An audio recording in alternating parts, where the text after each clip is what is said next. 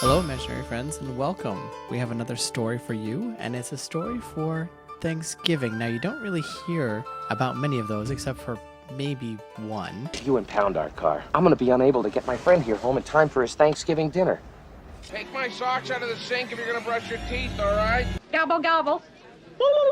That's one that I watch almost every year whenever I can, and I hope that this story becomes a story that you can listen to every year. There's something very special about it.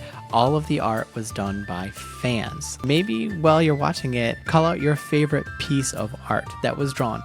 We have art drawn by very, very young fans, and then mature fans. I won't say old, but mature fans. So I hope that you enjoy. If you like content like this, original stories, writing tips, and following our journey as we try to get published, please consider subscribing.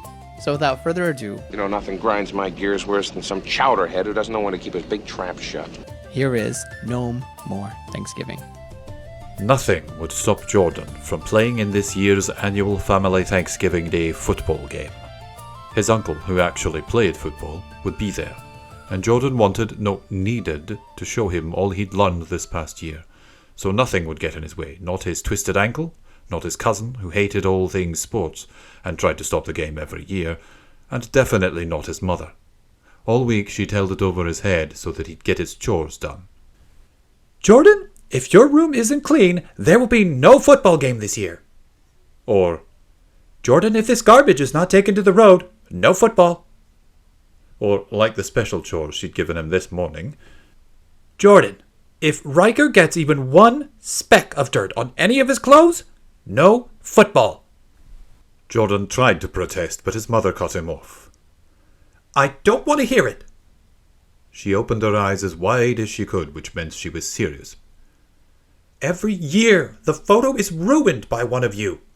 Meaning Ryker, his brother, or himself, which was not wrong. Every year there was always something, some adventure that just happened to tear and dirty their clothes and ruin the family photo. Not this year. It better not happen. Mum finished with a serious nod. It wouldn't happen. Not only was Jordan determined to play the game with his uncle, but he had grown too old to go on adventures anymore. He was more sophisticated than that. Instead of adventures, he played sports.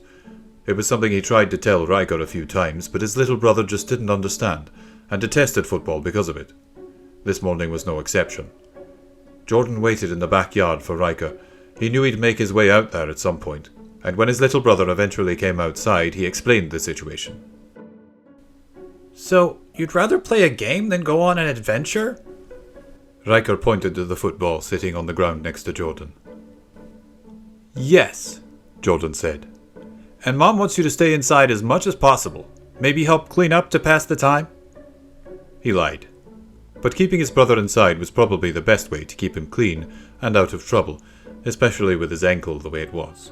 It was really bothering him this morning. Something glinted in Ryker's eye. Okay. He slowly walked over to his brother and snatched the football.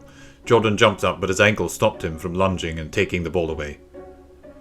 Ryker, give me back my ball right now, Jordan said, but his little brother only grinned and headed for the woods behind their house. No, stop! Ryker ignored him and ducked behind a dirty tree, in a dirty forest. There was no way he was coming out of this clean. Jordan took a deep breath and hobbled after Ryker the best he could, which was terribly slowly. Remember when we used to chase fairies through these woods? Ryker said, running backwards down the wooded trail. Jordan ground his teeth. There were fireflies, Rye. And just like today, you had a twisted ankle. But that didn't stop you from running then. What's the problem now? Jordan had managed to limp closer to his brother. He tried to grab him, but Ryker darted away. It was a long time ago, he said, but it really hadn't been. It was only a year ago, maybe less. And now you're so slow because you were practicing football all night, Ryker said. Mom's right. Maybe you're not ready for football. He shrugged and laughed. Jordan ground his teeth. Last night, in preparation for the annual Thanksgiving family football game, the highlight of Thanksgiving, no, the highlight of the year, he'd been running routes and practicing throwing the ball. Everything was perfect. Every throw was spiral, his cuts were sharp. Uncle Justin would be impressed. Jordan had been on cloud 9 until his foot had gone into a small hole and he'd twisted his ankle. This isn't from football. Jordan lied as his brother pulled farther away. All you talk about is football. It's so boring. Ryker said. You were the one talking about football. Come on, give it here. Nah, I think I'll throw it into the river otter hole. Yeah, that sounds fun. He laughed. We've wanted to explore that for a while now. You better not, Jordan yelled. Nothing good will come of it. Mum's words always seemed to find their way into his arguments when he was really angry. I don't know. It got you into the woods again. He laughed as he shot like a bullet down the trail and out of sight, heading straight for the otter homes. Jordan hobbled in pursuit, deeper into the woods and down the hill that followed the river.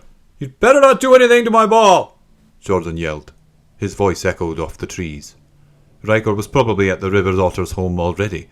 The aforementioned otter home was tunnelled into the pulled-up earth and roots of a fallen oak tree. It was like no other otter home ever. At least that's what his dad had said. There was something magical about it, something that called to both of the boys. That is, until Jordan had started football. When Jordan finally caught up to his brother, Ryker was tossing the ball up and catching it in one hand as he stood over the exposed roots, grinning the whole time.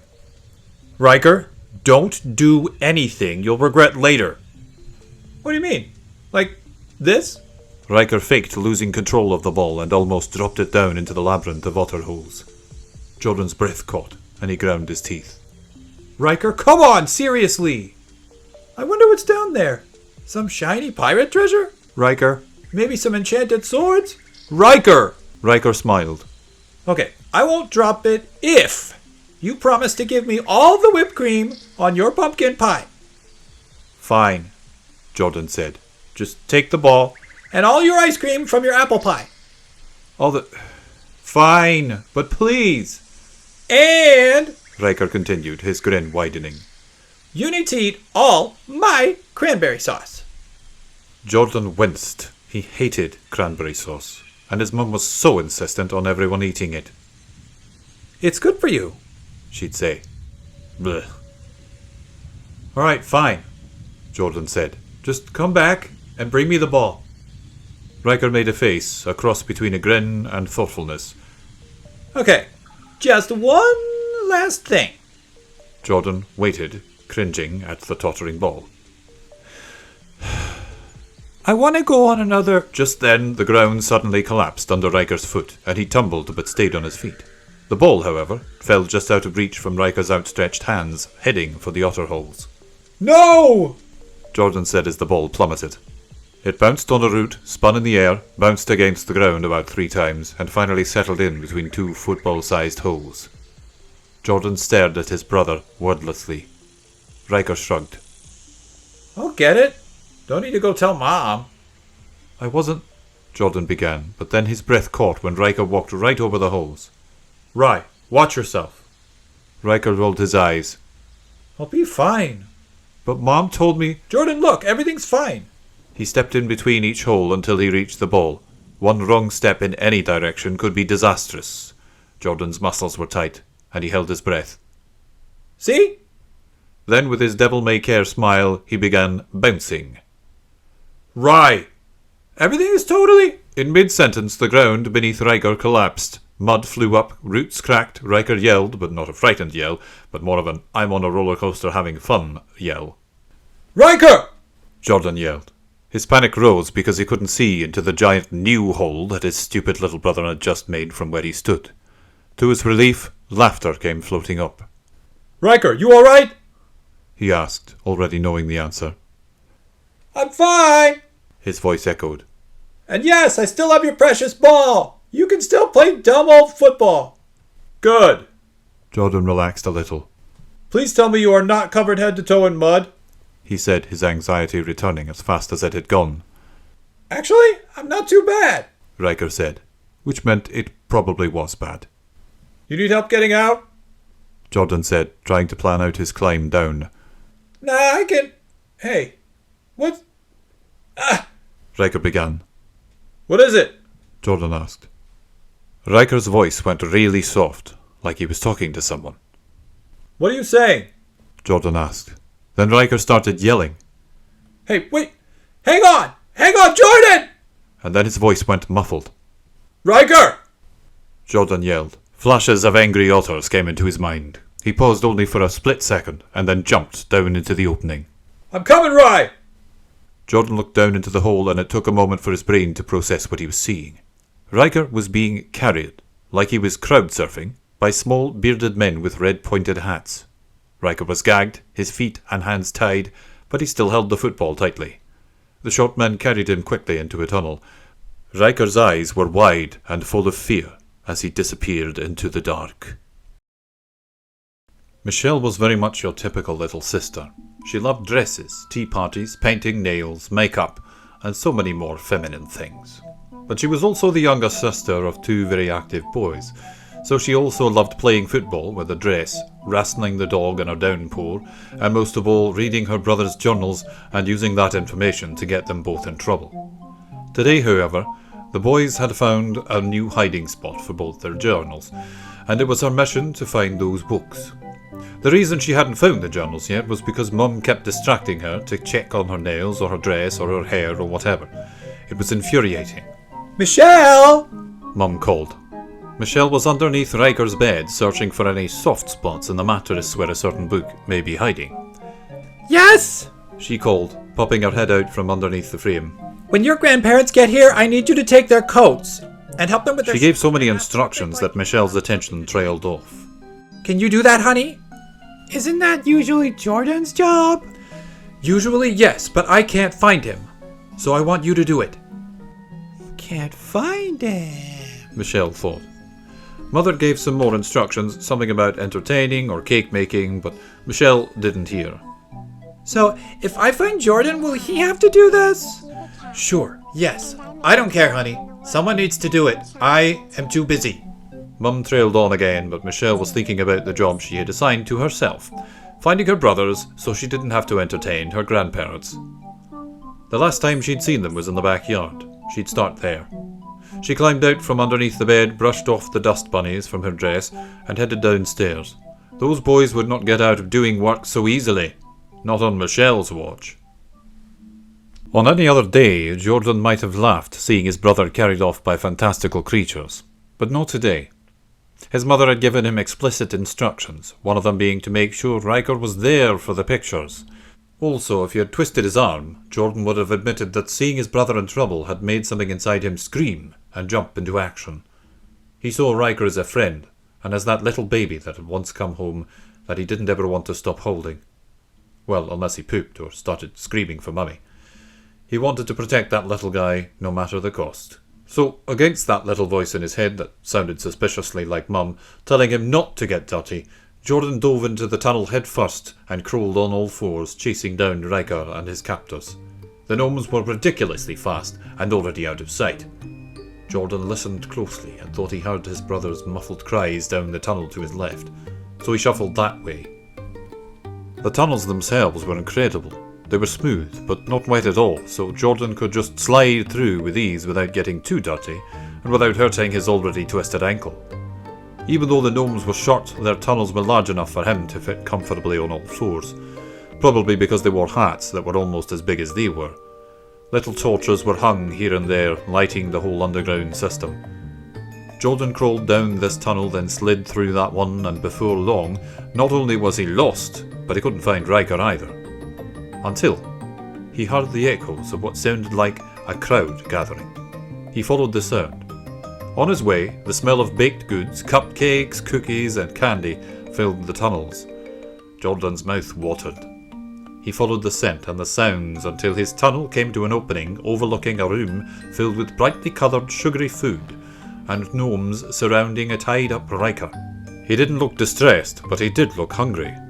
He was asking one of the gnomes to pop a little piece of green candy in his covered mouth, but the gnome only frowned and flicked Ryker's nose with a spear. Many of the gnomes had tiny weapons that flashed in the torchlight. They were milling about, talking with each other, until a gnome in a grass suit came in and cried in a high-pitched voice, "Make way for the king!" Every gnome in the room turned towards the crier, and all chatter stopped. A gnome dressed in a black robe, and wearing a crown of twigs atop a ridiculous white ringlet wig, strode into the room. He was maybe a half-inch taller than the rest, but they all watched with awe and remained silent. Even Ryker was mute, but only for about 3 seconds. As the gnome climbed the stairs to sit in his throne-like chair, his wig bounced. Then as he climbed his too-tall throne, his little legs fluttered as he pulled himself up. Ryker snickered, and that turned into chuckling, then a full-bellied laugh. What is the matter with the prisoner? The king said. His voice was slightly higher than the others. The gnomes around Ryker shrugged and asked him what the matter was, but he just kept on laughing. Jordan cringed. Would these gnomes hurt his brother? Don't you know when to give it a rest? Jordan whispered to himself. Of course not. Ryker never knew when to give up, which was terrible. And great. It was one of the reasons Jordan loved him so much. He knew how to...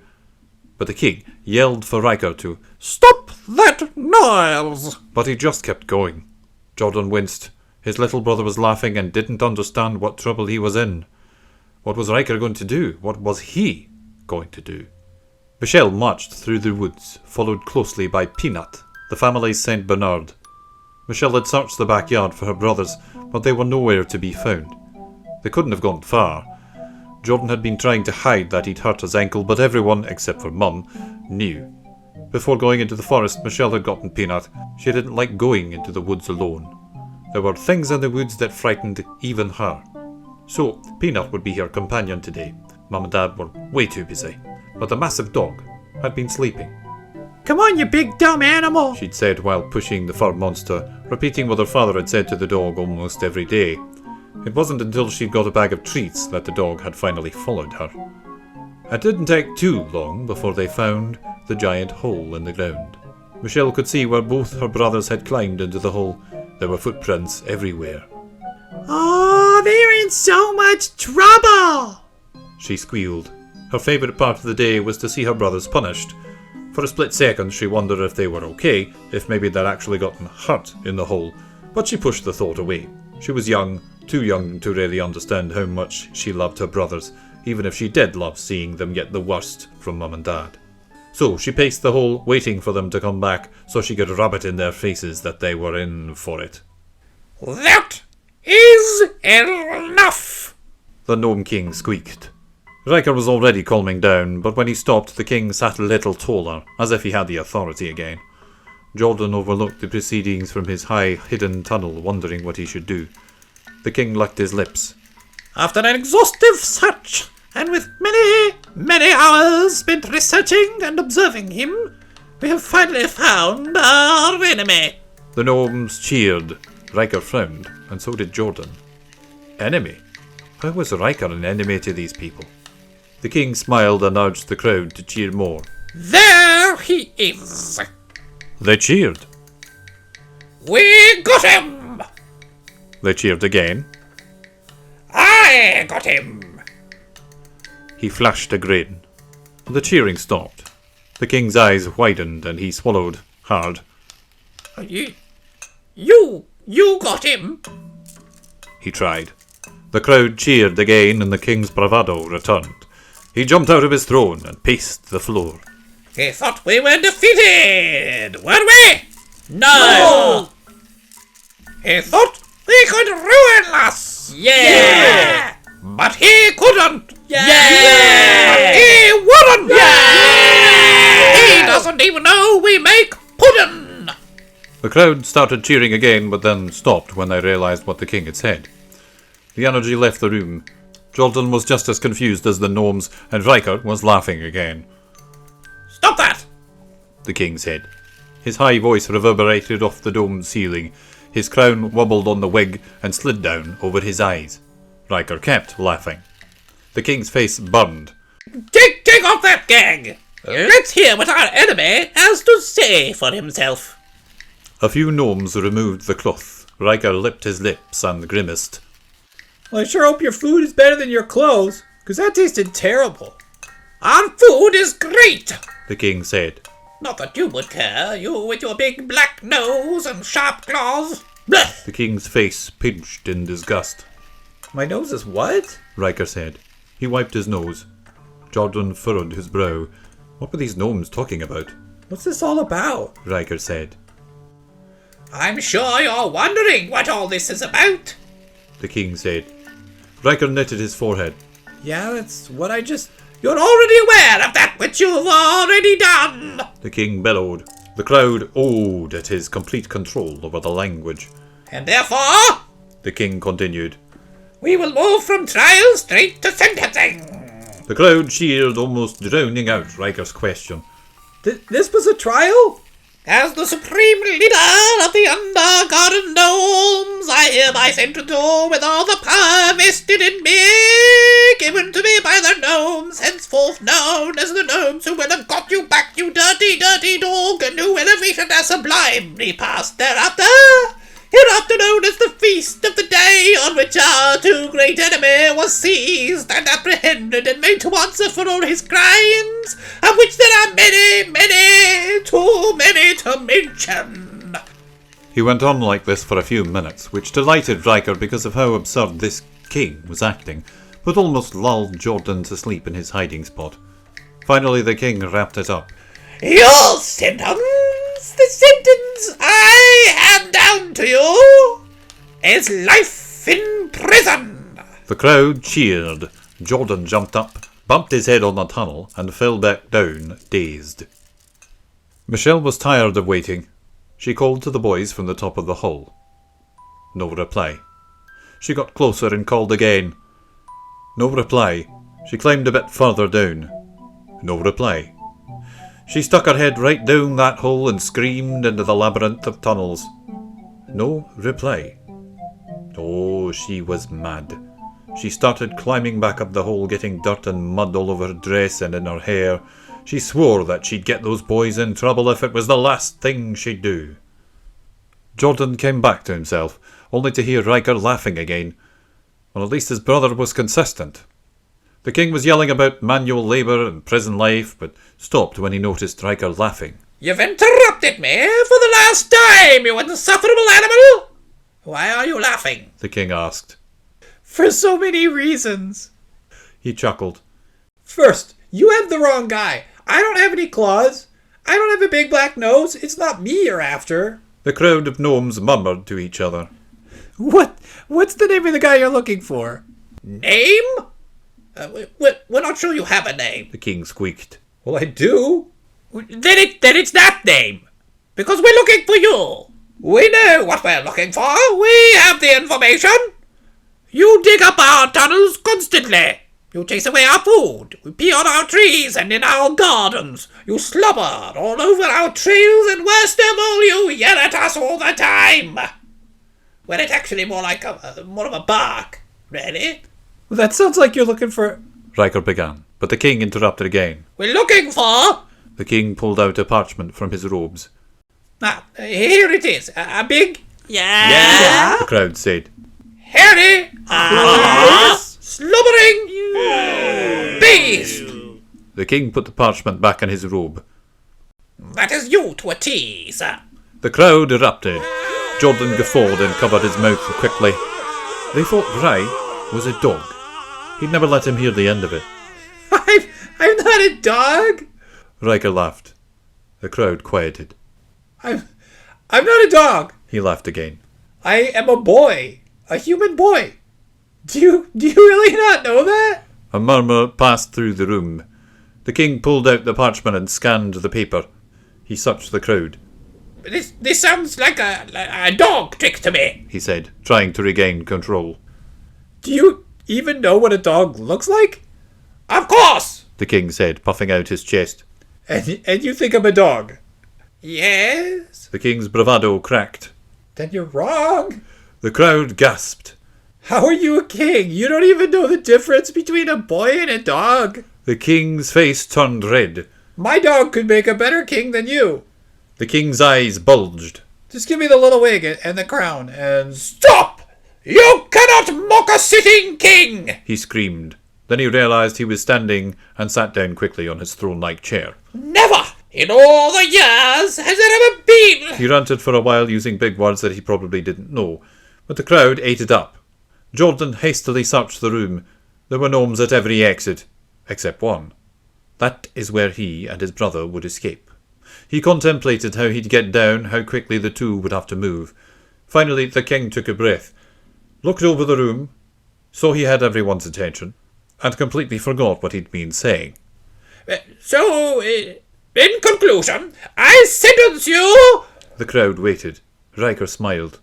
Jordan listened. to death? The crowd gasped, but not necessarily in a bad way. Yes, death for the dog! Pandemonium broke free. Everyone began running round the room in excitement. Jordan had had enough. He jumped down from his tunnel and down into the courtroom. The shock sent waves of pain up from his ankle to his head. He ignored it the best he could and hobbled for his brother.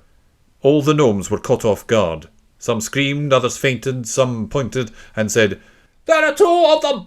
2 dogs in the tunnels! It's the end times!" Jordan ignored them all and tore the ropes from Ryker. You came? Ryker said. Of course. I thought you'd hate me for losing the ball. I thought you didn't want to have another adventure. No way. Stop talking. Get out of these ropes.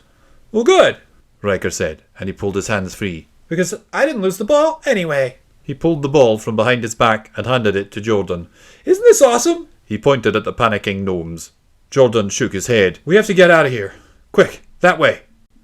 He pulled Ryker through the only unguarded tunnel. Stop those dogs! The king said from behind them. Can you believe they thought it was a dog? Ryker said, laughing, but Jordan remained quiet. He thought he'd heard them say something about the river and otters. They were heading for light, though, and light meant an exit. So, as Ryker went on laughing about the whole situation, the sound of rushing water filled the tunnel. Before he could stop, both he and Ryker ran straight into the rushing river. They both floated down the river. Ryker laughed all the more. We can let the water carry us home, he said. Jordan didn't like it, but at least they were free from the gnomes. He allowed a smile. But it soured when he saw a bevy of otters speeding towards them with little warrior gnomes on their backs. In one hand, the warriors held the reins that ran through the otters' mouths, and the other was a weapon that flashed in the sunlight. Ryker! He pointed out the warriors. That! Don't you dare start laughing, Jordan said. But Ryker couldn't hold back any longer. Look at their little armor, it's so cute! He laughed. Jordan looked for an escape, but the shoreline was a steep wall of dirt and stone. No way they could climb up. Without knowing what to do, Jordan began calling for help. Michelle was bored. Neither of the boys came out of the hole, nor did any sounds. She paced for a while. She sat down for a time and was now reclining on Peanut, complaining all about her brothers. I mean, they're both so boring. They go on adventures and read all the time. She stuck out her tongue. They used to read to me, but they picked stupid books. Peanut lay quietly, his stomach rising and falling rhythmically. I can hear the stupid voices now. She mimicked their voices until something did reach her ears. Her brother's cries for help. Before she could move, Peanut jumped up, making Michelle tumble to the ground. Peanut ran to the drop-off and looked down on the river. In the distance, floating towards them, were 2 boys being chased by a bunch of otters with something on their backs. Michelle stomped over to the drop-off and watched. What is that? 2 of the otters were just about on top of her brothers, their mouths wide open and teeth flashing. The little... were they dolls? Had little sticks or something, and were swinging them wildly at her brothers. What nonsense adventure was this? She leaned against Peanut and sighed. They're gonna get into so much trouble.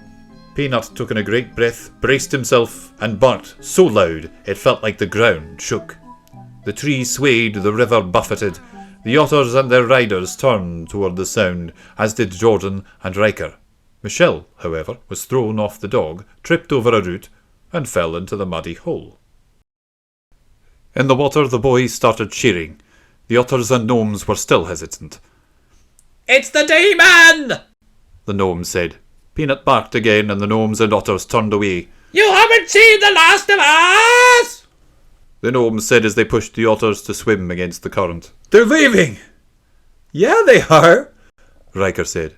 Yeah, Peanut! The 2 boys cheered and splashed round. Peanut sighed and lay down in the sun. I've missed this. Ryker said once they calmed down. I've missed hanging out with you. Our adventures were the best, but football? I'm sorry, Ryker, Jordan said. I've missed this too, but at some point we need to grow up and move on to other things. But why? Jordan shook his head. Ryker frowned. I don't want you to. I know, Bud, but that's life. I hate it. Me too. Jordan had a thought. Well, the football season is over now, so maybe that means we could have an adventure or two again? You mean it? Jordan nodded. Ryker swam over and jumped on him, and they both went under. When they came up, they were both laughing. The river took them almost right to the house. The boys climbed out of the water and walked home, leaving a trail of water behind them. The whole family was in the backyard, some lined up for the photo, others mingling round. They slushed up to the family, and when their mother finally saw them, there was yelling. I asked you to do one thing, she cried. Every time the boys tried to explain, Mum interrupted and ranted about being wet. At least we're not dirty, Ryker said. Jordan elbowed him, and Mum's eye bulged. Some of the uncles were sniggering, and the grandparents were laughing. Uncle Justin winked at Jordan, which made his nephew hide his grin. Honey, the light's getting low, Dad said. Fine. No time to change. Just get Michelle and we'll take the picture. Everyone looked round, but no one knew where she was.